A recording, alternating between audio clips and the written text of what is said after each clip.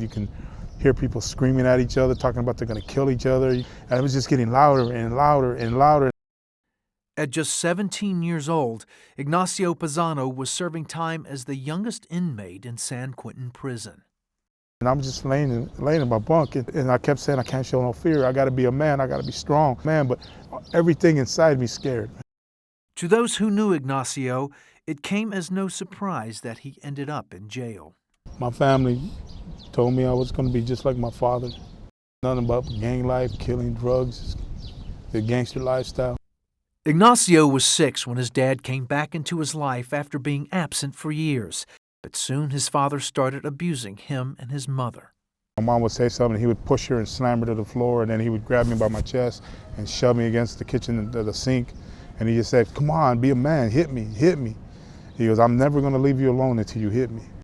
Ignacio never did hit his father, and the abuse continued. But his anger and hatred towards his dad grew deeper, until one day, when he was 12, Ignacio pulled a gun on him. When I pulled a gun on him, I remember he looked me straight in the eye and he said, pull the trigger. If you're a man, pull the trigger. And I just told him, don't ever touch my mom again. If you ever touch my mom again, I'll kill you.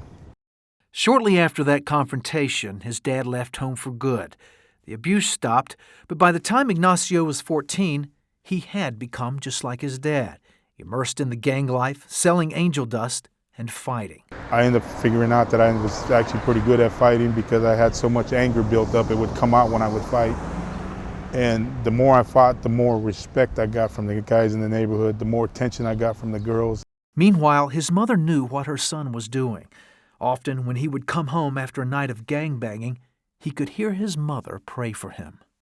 I would see her praying over the gun and praying over the drugs. Please take this away from him. Get him away from this life. And I would just look at her and I was like, there ain't no God. God is just a crutch for weak people. One day, I'm gonna die in the gas chamber with my rag on my head, representing my gang. Ignacio was closer to that than he realized, because at 15 years old, he shot a man and was convicted of murder. After 2 years in a county jail, he was sent to San Quentin to serve out a life sentence. He was just 17 and very scared. Thinking about how did I get to this point so fast, so young? I just kept thinking to myself, I'm never gonna have kids. Never gonna know what it's like to be a father. I was like, my life's over. His mom visited every month and told him she was still praying for him. One day she told him he had to start praying for himself.